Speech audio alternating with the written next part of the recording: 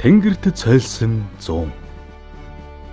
Эдүгээс 100 жилийн тэртээ Монгол нутгийн хөх тэнгэрт эртний үлгэр домгийн уран дүрслэл бодит биелэн олж хүний гараар бүтсэн ансан хөдөлгөөрт төмөр шувууд дүүлэн нисжээ.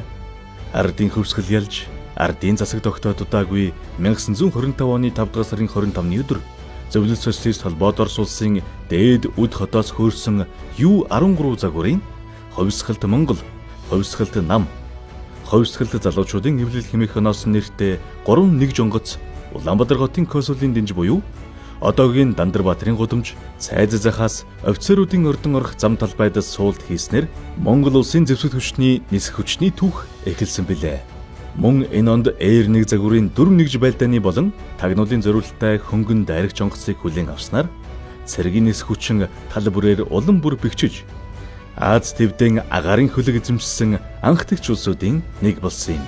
Монгол ардын хөвсгөл цэргийг бэхжүүлж түүний зэвсэглэлд нисэх онгоц хэмээх орчин үеийн хүчрэг хэрэгслийг нэвтрүүлэх талаар бүх ард түмний хөдөлгөөн улс даяар орнож хөрөнгө мөнгө, малгай хүн хандвар бий болсон Монгол цэргийн нисэх хүчин богино хугацаанд тал бүрээр бэхжиж Монгол нисгэгч нараа зөвлөлтийн нисгэгчдийг дагалдан суралцаж 1929 онд нисгэгч Шагдар сүрэн, Жамбаанар, Улаанбаатар, Баян түмэн, Улаанбаатар чиглэлд анхны бие даасан 2000 км-ийн нислэгийг үйлдсэн төдийгүй Монгол улсын анхны агаарын замын маршрутыг бүртгүүлсэн түүхийг бичлсэн. За ингээд Монгол ардын хувьсгалт цэргийн зэвсгэлэлд шинэ онгоц ирснээр бид нар үндэсний болсон хүчингээ бэлтгэх хэрэг гарсан.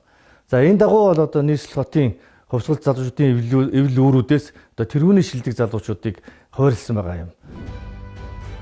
1929-1932 онд анхны 3 мэргэжлийн нисгэгч зөвлөлтөд суралцсан төгссөн бол 1934 онд дотоодын цэргийн нисхийн сургуулийг байгуулж нисгэгчдийг бэлтгэх болжээ.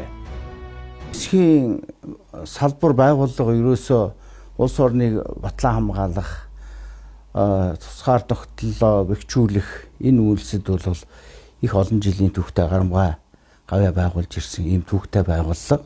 Манай цэргийн нисгэгчид эхлээд иргэний нисхийн үүргийг хамт гүйцэтгэж, манай иргэний нисгийнхэн ч гэсэн цэргийн хувцас формтойгоо энэ үүргээ гүйцэтгээд 1950-аад оны сүүлд 60-аад оны эхнээс ингээд иргэний тээврийн хөгжлийн замд орсон гэж ингэж үздэг. 1936 онд Монгол ардын хувьсгал цэргийн нисэх бригадын директ Шуудангийн очроод бас нэгдсэн. Өнөөгийн бод иргэний агаарын тээврийн нисхийн үйл ажиллагааг тэр үед бол эхэлж исэн байгаа юм. 1932 онд ардын засгийн бодлогыг эсэргүүцэх хөдөлгөөнийг дарах ажиллагаанд цэргийн сүр хүчийг үзүүлэх ажиглалтын зорилгоор онгоцыг ашигласан нь анхны байлдааны үүрэг байсан бөгөөд 1936 онд Япон манжийн зүгээс явуулсан 8 удаагийн их бага зэвсэгт халдлага төрөмгийлэлд Монгол ардын хувьсгал цэргийн нисэх отряд тухай бүртэн шийдвэртэй дайралтуудыг өгч дайсныг нийцааж байжээ. Мөн энэ цаг мөчтөд давхцсан баруун хэл хязгаарт хасхийн дээрэмчэд зэвсэглэн халдаж нутгийн ард иргэдийг элдвэр хүчирхийлэх явдал удаа дараа гарах болж цэргийн нисэх хүчин шийдвэрлэх үүрэгтээ оролцсон агаарын дайралтыг амжилттай явуулсан юм. Манжуурт Япон манж их хэмжээний цэргийн хүч хуралдуулж томоохон зэвсэгдэд төрөмгийл явуулах нь илэрхий болсон тул Монгол ардын хувьсгал цэргийг бэхжүүлэх үйл явц эрч хэмжиж энэ хэрээр нисэх хүчний байлдааны боломжийг үлэмж нэмэгдүүлэх болсон юм. Дэлхийн цэргийн урлагийн дүүхэнд ялал Тим маршал хэмээх алдаршсан Жуков өөрийн дурсамж номондоо халахын голын байлдааны талаар өгүүлэхдээ 1000 гаруй онгоц оролцсон агаарын тулдааныг урьд хожид үзээгүй тухайхан дурссан байдаг. Дэлхийн 2 дугаар дайны үед Монголын ард түмэн улаан айрамд зөвлөлтийн зэвсэгтүүчэнд одоо чадах чинээгэрийн тусалж ирсэн. Тэр тусламжийн нэг хэсэг нь хүртэл одоо манай нисэх хүчний салбарт тулсныг манайхаа мэднэ. Монголын ард түмний хураач хоримтлуулсан хөрөнгөөр 1943 онд нисэх эскадрил бий болгож байгуулж онгоцуудыг үйлдвэрлэж Монгол ард нэртэй нисэх эскадрилийг байгуулж зөвлөлтийн улаан айрамд хүлээлгэж өгч тэр нисэх эскадрилийн дайчид нисгэгчид дайны төгсгөлийг хүртэл фронтод амжилттай тулдаж ирснийг одоо түүх гэрчилдэг. Монголын нисэх хүчин үүсэн байгуулагдсан анхны өдрөөс эхлээд улс орныг батлан хамгаалах өргөн уудам газар нутагт тархай боторхой суурьчтай нүүдлийн мал аж ахуй эрхэлдэг ард түмэндээ агаарын тээврийн үйлчилгээ үзүүлэх ийм зорилготой байгуулагдав. Зөвлөлт холбоот улсын тусламжаар U12 хэмээх 5 агаарын хөлгийг бэлэг болгосноор нисэх хүчин байгуулагдсан юм түүхтэй байдаг. 1945 онд дэлхийн одоо цэрэг дайны ажиллагаа үүссэн дараагаар за тогтмол биш тэг хязгаарлагдал хүрээнд энэ иргэний засгийн үйл ажиллагааг явуулж эхэлсэн. Шуудан аймаг хооронд хот хоорондын одоо шуудан харилцаа одоо төрийн өндөр адмын тушаалтнуудыг одоо тээвэрлэх, өвчтөн тээвэрлэхийг агарын тээврээр одоо зөөвөрлөх тэр ажлыг бол 46 оноос эхлээд тогтмол бусаар одоо ингэж явуулж эхэлсэн байдаг. Анхны шанг бол 1956 онд Бүгд найрамд Монгол ард улсын сайд нарын зөвлөлийн 272 тоод тогтоол гарснаар 7 хоногт 2 удаа Улаанбаатараас Хөвсгөл, Улаанбаатараас Ховд, Улаанбаатараас Дорнотын чиглэлд даан 2 онгоцоор нислэг үлдэх ийм түүхэн шийдвэр гаргаснаар одоогийн Мят компани үндэс суурь тавигдаж иргэний эсхийн салбарын анхны шанг татсан тийм түүхтэй. Тэр 2 салаад явдаг үеэс нэхлээд одоо хөдөөгийн аймагуд тусвар одоо нэг онгоцтой, даан 2 онгоцтой. Ингээд хотоос очсон мэдээ зэдээ шууд муудагаа хүргэдэг ийм үеэс л одоо энэ ажиллагаа нь эхэлсэн шүү дээ. Үндсэн ажиллагаа нь. Монголын ардын арим орчин үеийн өвч бүрэн зэвсэглэгдсэн. Аз твдэн дээгүүр орох байлдааны өндөр боломж шатавхтай айран болж төлөвшсөн цаг үед цэргийн нисэх хүчний тусгай зориулт бүхий 109, 137, 265, 251, 318 319 дугаар ангиуд төр засаг их хорон ард түмэндэн оргисон тангаргаан үнчээр биелүүлж түүхэн үргээ нэр төртөө гүйцэтгэж ирсэн юм.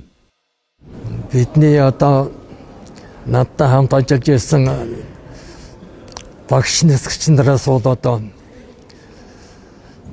Ёндан гэж жигэмдийн Ёндан гэж алдартай мундаг тим нисгч байсан. Би 1966 оны 9 сарын 20-нд энэ ардын зэргийн 109 дугаар ангид онгоцны моторчин гэдэг орон зоон дээр тухайн үед бол нэрлэжээс одоогийн бол механикчаар орж ажилласан. Ингээд 1968 он хүртэл ажиллаад 68 оноос сөнөөгч онгоцны сургууль Оросын холбооны зүйл толгой улс руу явсан. Ингээд 1971 он төгсөж ирээд энэ ангидаа уцан ажилласан. Батлан хамгаалах яамнамал өргөжин тэлж цэргийн ангиуд бол нэмэгдэхээ хэрээр тэднэртэй шуурхай тэднэрийг шуурхай удирдлагаар хангах зорилгоор тус эскадрилийг байгуулсан. Ингээд үүнийхээ дагуу бид бол нэг цэргийн ангиудтай янз бүрийн төрөл бүрийн холбоо барих, цэргийн үүргийн дагуу нэг ачаад дэвш тээвэрлэх, шалгалтын мөрөлдөхөнийг бол хөргөж өгөх. Өдөрний хээрийн сургуульд бол ангиудын хооронд нь удирдлагаар хангах иймэрхүү үүргүүдийг л бол хийж ирсэн. 1970 оноос хойш ардын армийн 137 дугаар ангийн нэрэн дээр нисэх хүчинд нисхийн сургууль Зөвхөн Толгойд улсын Краснодар хотын нисэх хүчний дунд сургуулийг төгсөж ирээд 72 оноос хойш тус ангид байлдааны нисэгч, ахлах нисэгч, хэсгийн дарга дараа нь Гагарины активын төгсөж ирээд тус ангид ерөнхий иш дүрмэн эскадрилийн захирагчаар ажиллаж энэ хугацаанд багш нисэгч 12 шавьтай байлдааны дуунаас урдан сөнөгч бомж онгоцны дарга багш нисэгчээр тус ангид ажиллаж байлаа. Анги байгуулагдсан цагаас эхлээд 1986 хүн хүртэл Зөвхөн Толгойд улсын байгалийн цэргийн тойргийн бүгд найрамд Монгол ард улсын нутаг дэвсгэр дээр дархан ноёны хүндэд энд байрлаж байсан. Хорооны бүрэлдэхүүнд орж 4-р эскадрил нэртэй явж ирсэн. Монгол зөвлөлтийн нисгч нар зөвлөлтийн одоо удирдлаганд нэг хэсэг ажиллаж байсан. Цэргийн нисэх хүчний байлдах чадвар байлдааны боломж, боловсон хүчний боломж чадвах нь энэ хүрээнд улам өсөн нэмэгцээр орчин үеийн дуунаас хурдан онгоцыг зэвсэглэлтэн авч мэрэгсэн нисгч нарч бэлтгэгцээр байв. Тухайлбал 1970 онд дуунаас хурдан МиГ-15 сургууль байлдааны нисэх онгоцыг зэвсэглэлтэн авч саран гэрэл, үүснийг пөрөвдөрж цогц сайхан нар зөвлөл холбоод улсад нисгчээр төгсөж ирсэн нь Монголын ардын армийн байлдааны боломж чадварыг үлэмж хэмжээгээр нэмэгдүүлсэн юм. 1971 онд тохиосон ардын хувьсгалын 50 жилийн ой парад цэргийн ёслолын жагсаалд цэргийн нисэх хүчин оролцож ард түмэндээ мэрэгжлийн эд хаваа гайхуулсан бол 1972 онд байлдааны бөмбөгдөлтөд нислэгийг дээрх онгоцоор үйлдэж улмаар 1973 онд явагдсан Хэрлэн 73, Говь 77, Найрамдал 79 зэрэг Монголд байрлаж байсан зөвлөлтийн аримтай хамтарсан өргөн масштабын томоохон хээрийн сургуулиудад цэргийн нисэх хүчин амжилттай оролцож, төр засаг цэргийн дээд удирдлагаас өндөр үнэлэлт авсан юм. Дэлхийн томоохон зэвсгийн үйлдвэрлэгч зөвлөлт холбоот улсын 3 дахь үеийн хүчирхэг зэвсэглэл дууны хурднаас 2 дахин хурдлах хүчин чадалтай тэрэлтэй хөтөлбөрт МиГ-21 цөнөг шонгоц. Ми-24 байлдааны нисдэг тэргийг манай цэргийн нисгэгч нар чадварлаг эзэмшиж, тэр хэрээр Монголын ардын армийн байлдааны боломж тасралтгүй өсөн нэмэгдсээр байсан бөгөөд түүнийг зоргол 87 сургуульд бүрэн дүрэн илтгэн харуулсан байдаг.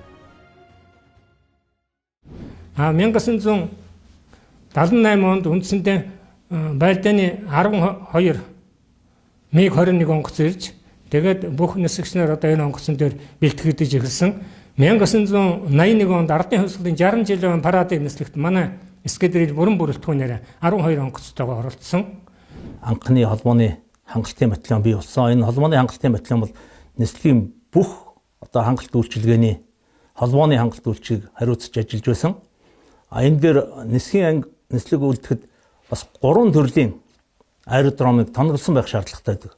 Холбоо ариадын техникийн хэрэгслэр энэ одоо үндсэн аэродромын холбоо ариадын техникийн хэрэгсэл, мөн бэлтгэл аэродромын холбоо ариадын техникийн хэрэгсэл, нөөц аэродромын одоо холбоо ариадын техникийн хэрэгсэл. Энэ бүх ариадын техник холбооны одоо хангалтыг энэ батальон маань хийж гүйцэтгэж байсан.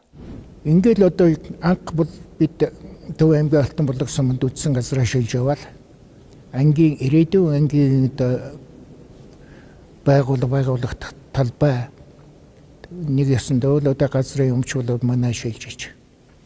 Ингээд 84 онд одоо явган цэргийн үйл ажиллагааг агаараас дэмжих байлдааны нисдэг тэрэгний 251 дүүр анги гэж байгууллаа. Нислэгийн албан өөрөс ямар нэгэн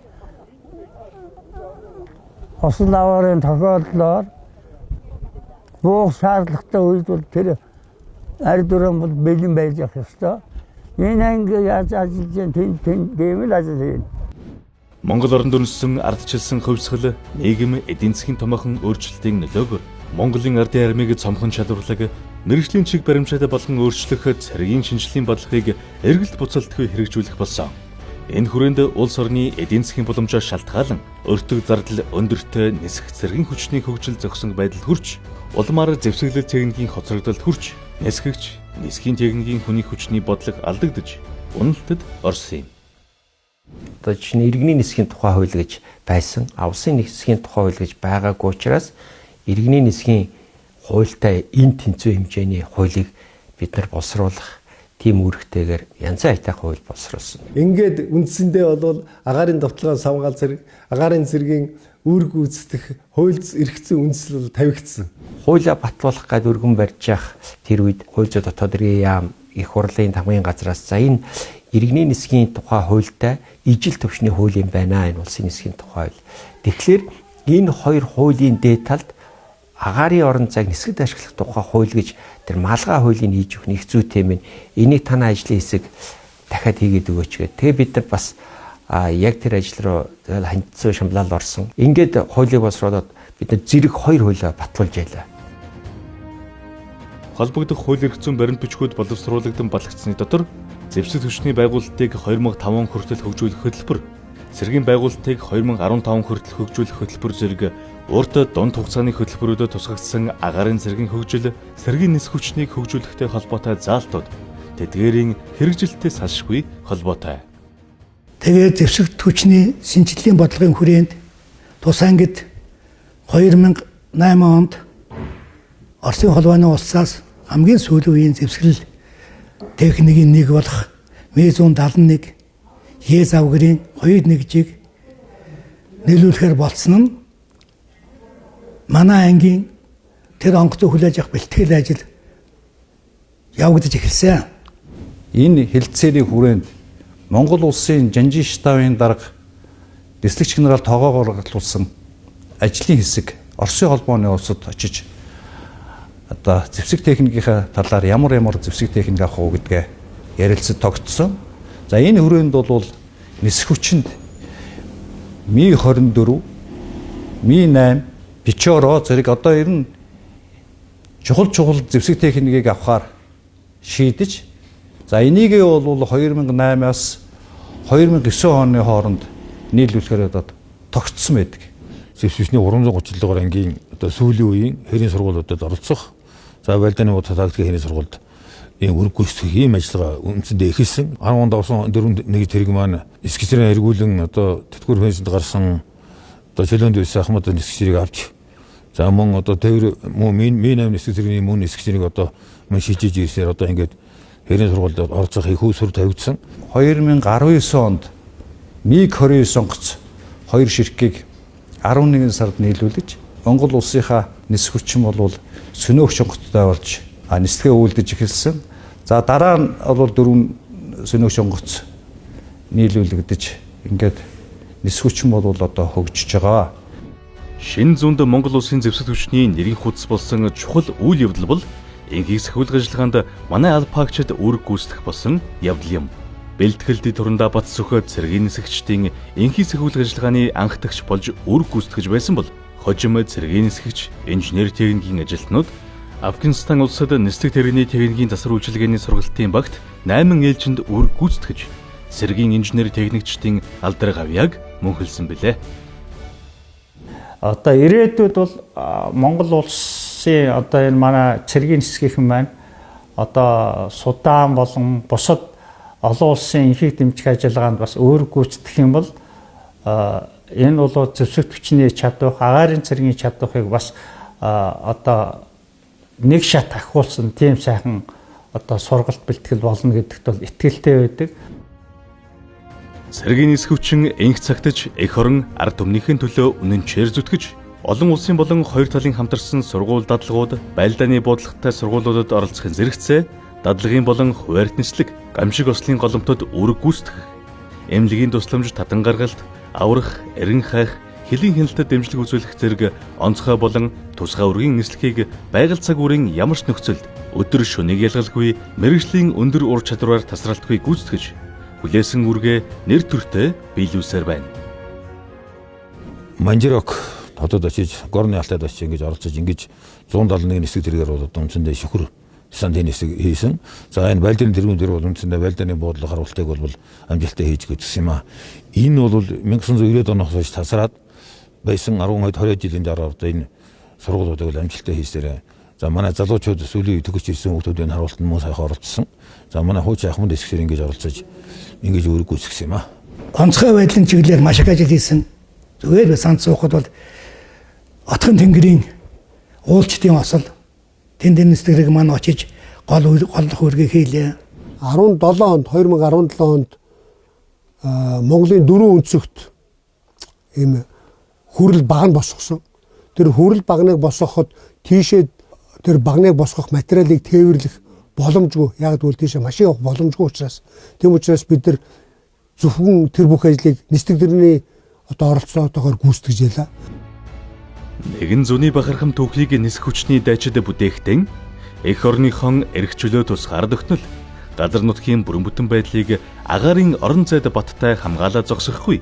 Даян дэлхийн энхийн үлсэд хувь нэмрэн оруулж сансар огторгүйд улмөрэн үлдэн нэр алдран мөнхөлж игнэнээсэн олон арван бааtruуд алдартан гавьяатныг төрүүлэн Монгол түмний бахархал болсон билээ. Зэвсэг түвшний жанжинтай батлан хамгаалах юм иргэний нисхийн удирдах газрын хоорондын уялдаа холбооны үр дүнд манай нисэх хүчин орчин цагийн байлдааны онгоцны бэлтгэл сургуулийг бол амжилттай зохион байгуулж ирсэн юм а. Одоо орчин үед МиГ-29 мөн одоо МиГ-117 нислэг тэрэг мөн Ми-124В байлдааны нислэг тэргүүдээр нислэгийн одоо үүргийг амжилттай гүйцэтгэж байна. Бидний одоо гол зорилго бол нэгдүгээрт улсын агаарын хөлгийн улсын нисхийн одоо эрх зүйн орчныг боловсронгуй болгох. За улсын агаарын хөлийг эзэмш байгууллагуудын нисгч инженер техникийн бүрэлдэхүүнийг бэхжүүлэх, хүний нөөцийг одоо бүрдүүлэх, за шаашлуул одоо нисэх одоо техник хэрэгслийг одоо хөгжүүлэх одоо төр засгийн одоо бодлогот одоо тусгах юм том одоо зорилготой тавьж байгаа. Тэнгэрт цайлсан 100. Нисэх хүчээр овогддог эрхэм генерал, офицер, ахлагч, ажилтан албаа агчид нисхийн үе үеийн Ахмад дайчид тав хүндээ Монгол улсад нисэх хүчин үүсэж өгснээ түүхт 100 жилийн ойн баярын мэндийг хүргье.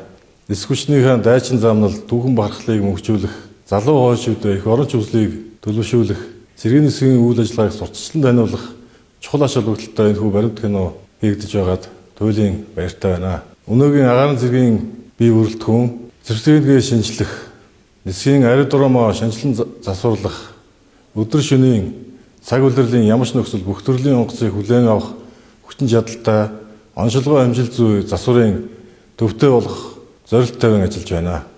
Мөн эдийн засгийн үр ашигтай, бага уурын иргэн зэргийн хосмол зориулалттай, сургалт дадлагын онгоцтой болох агаарын дээвэрлэлтийн хүчин чадлыг нэмэгдүүлэх, улмаар энхийг сэхвлэх ажланд оролцох зорилт бид бүхэнд бас байгаа. Дадлагын дэрнжор, симуляц бүхий сургалт бэлтгэгчийн анх төвийг байгуулан, агаарын цэргийн сургуулийг байгуулан, өөрийн боловсон хүчнийг бэлтгэх нөөц бололцоо бид бүхэнд бас бий. Өнгөрсөн 100 жилийнхаа алдар гавьяа баатарлаг түүхийг дүүчээлэн шинэ 2 дахь зууныхаа амжилтын бөөхөйг шинэ ууцуудыг бид хүн амжилттай үргэлжлүүлнэ гэдэгт итгэл төгс байна. Агаарын цэргийн нийт бие бүрэлдэхүүн болон нисгээр овлогддог эрхэм генерал, офицер, ахлагч, ажилтан албан хаагчид үе үеийн ахмад аж та бүхэндээ Монгол улсад нисэх хүчин үүсэж өгсөний түүх 100 жилийн ойн баярын мэндийг өргөн дэвшүүлье. Монгол улсын зэвсэг хүчний үндсэн тулгуур багны нэг агаарын цэргийн амин сүнс болсон цэргийн нисэх хүчний үйл хэргийн 2 дахь зууны хөгжил дэвшил цаглашгүй өндөрт цуцашгүй хурдаар эрчтэй урагшлан дэвжихийг хүсэн ерөөй. Цэргийн нисэх хүчний яруу алдар Бадар Тугай